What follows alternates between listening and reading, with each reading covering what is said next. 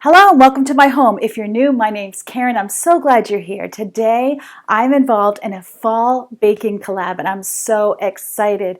Dee over at DeeLovelyLife invited me, and there's so many amazing YouTubers who are also sharing some fall bakes with you. I am sharing a no-fail pumpkin roll with a cream cheese frosting. This was so good.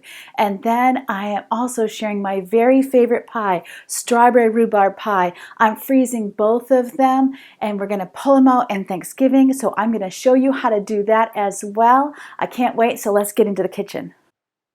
Here's the ingredients for the pumpkin sponge, and then here are the ingredients for my filling, and I'll have all of them listed in my description box below.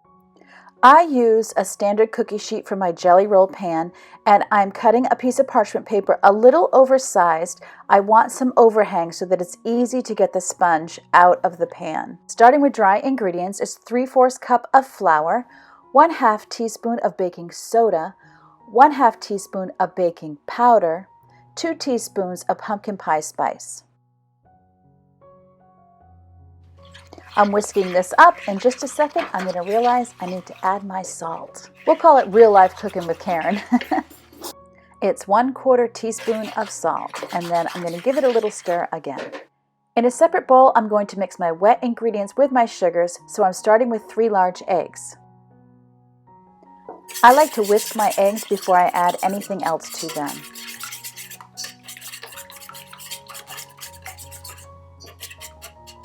To my eggs, I'm adding 1 cup of granulated sugar, and I'm giving that a stir again.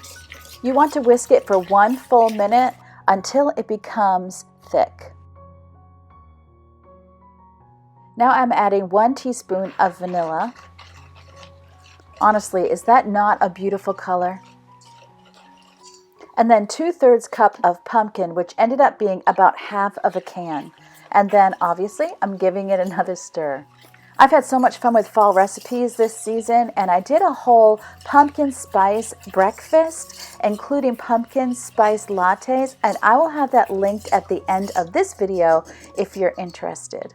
Now I'm going to slowly add my dry ingredients to my wet ingredients, and I'm folding it in, so I'm being very gentle.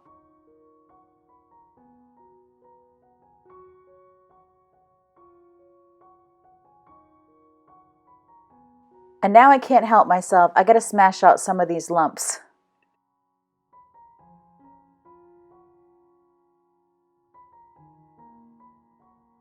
Once the bread is mixed, it's going to go down on the parchment paper. I'm kind of trying to score my paper a little bit so that it's easier to pour in where the parchment paper keeps lifting. When you pour your pumpkin mixture onto your pan, you want to smooth it out good and have it nice and even because it will make it easier to roll when it comes out of the oven. My husband is the king of cream rolls. He loves making cream rolls and always did that with his mom. So I'm trying my hardest. This is my very first sponge roll. I'm trying very hard not to ask for his help, and I want to see if I can do it as well as he does. This is going into a 375-degree oven for 13 to 15 minutes. I'm lowering my rack to the 3rd one down, which is what works for my oven. And then when I go to take it out, I'm going to push on it with my finger, and if it bounces back, then I know it's done. But I noticed right away that this looks absolutely beautiful. Now I'm going to be taking it right out of the pan by the parchment paper and putting it on a surface that's heat safe where I can roll it. Roll it when it's warm. As soon as it's cool enough to the touch, it's time to get rolling. The goal is to roll it as tight as possible without breaking the sponge. This is where you're super thankful for those 3 eggs you put in this batter because it does make it very easy to roll.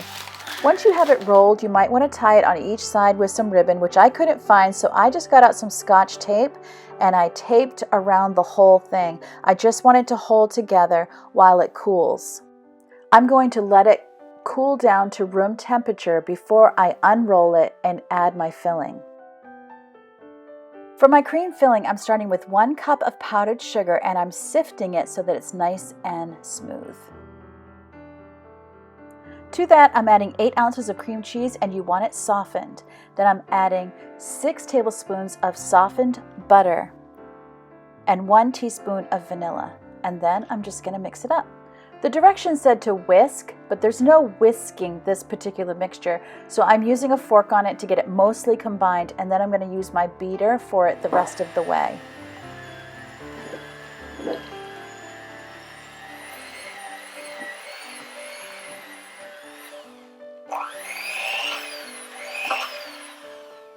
Now that my pumpkin roll is at room temperature, and you want it at room temperature because if it's too warm, it will melt your cream cheese mixture into the sponge.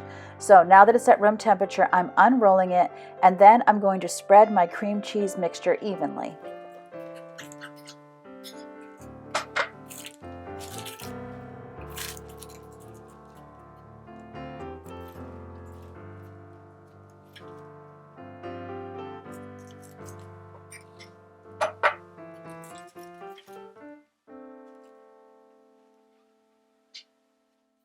Now I'm ready to roll. So I am gently rolling, peeling it from the parchment paper, trying not to make it so tight that all of the cream cheese filling gets pushed out.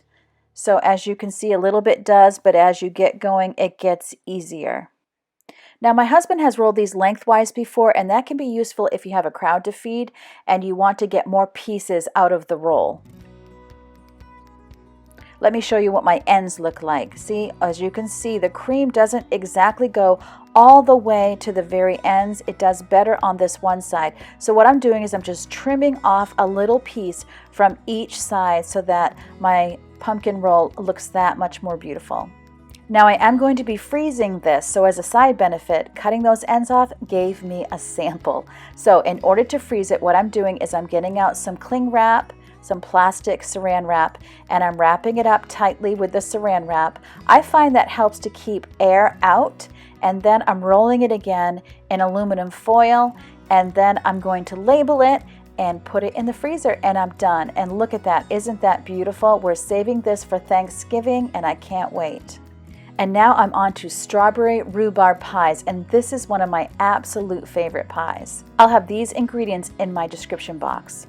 We grow our own rhubarb, so here I am. I'm getting all the rhubarb out of the garden because it's soon to be a deep frost and I don't want it to go to waste. I'm cutting mine at the base with a serrated knife. Another way to do it is to kind of bend down the stalks and gently pull them from the bulb. You never want to cut all of the rhubarb. I'm also cutting off the leaves, and I can leave those outside. Now that I have my rhubarb inside, I can give it a good wash in the sink. If you want to freeze rhubarb, you just dry it, cut it, put it in a Gladlock bag, and put it right in the freezer. It is that easy. To peel it, I'm taking my carrot peeler and I'm grabbing the end. You see how there's those long pieces? If I just kind of grab the end a little deeply on the edges, then I can just peel that string all the way down. Now those strings, they will cook soft, but I just, texture-wise, I don't like them in my recipes, so I do try to get off as much as I can, but I don't worry about it if I miss some. Of course, you'll want to cut out any brown spots as well. I'm going to be peeling and slicing all of my rhubarb and putting it in the freezer, measured out in 1 cup measurements, so that when I thaw it out, it's all ready to be added easily to any recipe, and then we can be enjoying our rhubarb through the winter. Oftentimes we think of rhubarb as something that we use in the spring, but I find it to be very prolific and it lasts until you have a deep freeze. My rhubarb is in a raised bed, so sometimes if there's a mild frost, I don't lose the rhubarb.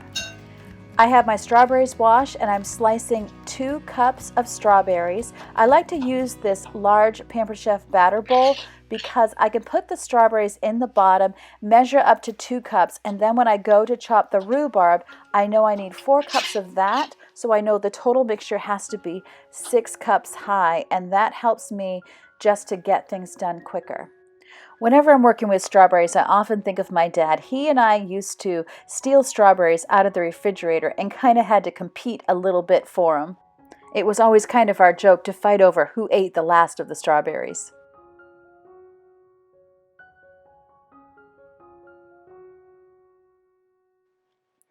Now I'm quickly slicing up 4 cups of rhubarb.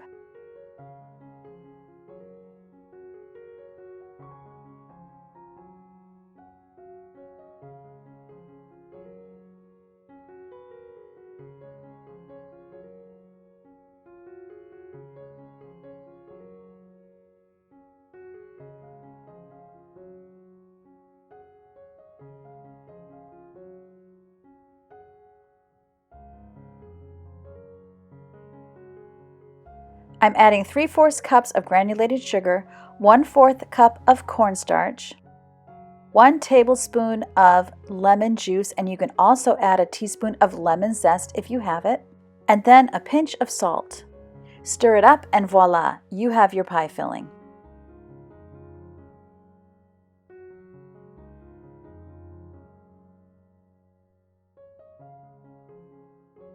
I'm spraying the bottom of my pie plate with some avocado oil, and I'm using a store-bought pie crust today. If you'd like to use homemade pie crust, I do have a recipe on my channel, and I can also have that linked in the description box below.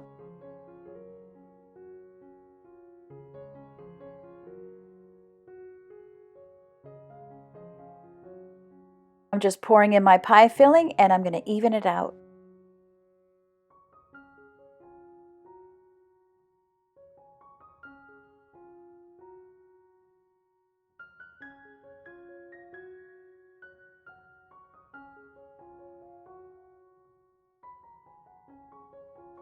Once my pie filling is done, I'm slicing up some butter. I'm using about 2 tablespoons.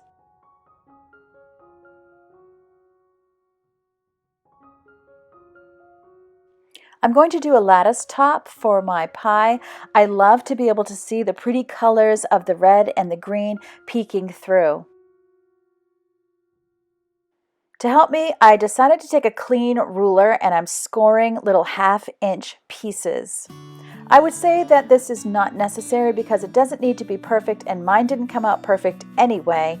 So just cutting those pie crust strips is all you need to do.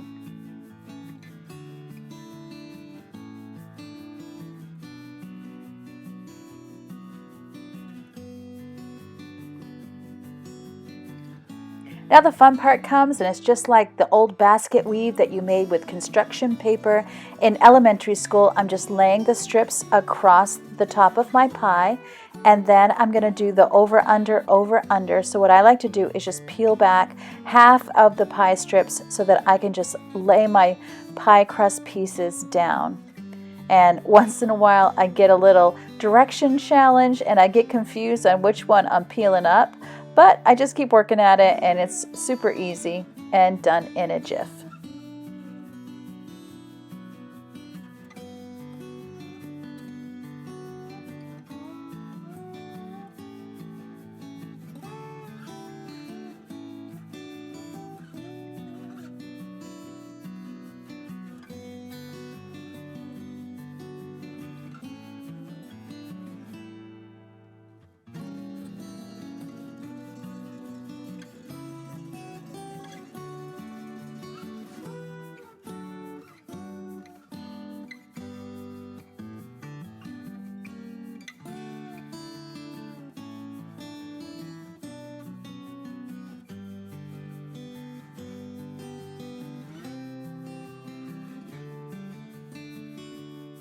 I am using a fork to seal the edges. I am no good at crimping the edges, so this is a little method that my grandmother used and my mother, and that's how I seal my pie crust as well. Now I'm coming through with kitchen shears and I'm trimming the edges off.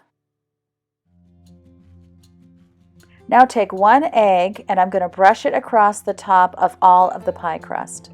Growing up, we only used egg white, but my daughter Ava tried it with the whole egg and it actually came out beautifully.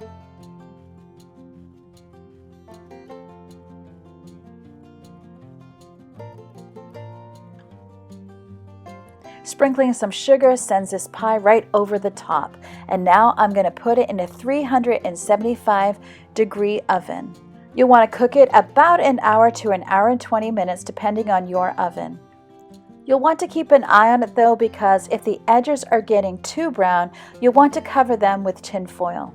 And there it is. When it came out of the oven, it looks beautiful.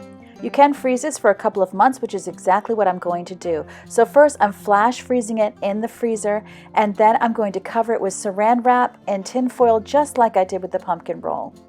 Don't forget to check out Dee's YouTube channel as well as the full playlist for more great baking ideas. Remember that God loves you and I love you too, and I can't wait to see you next time.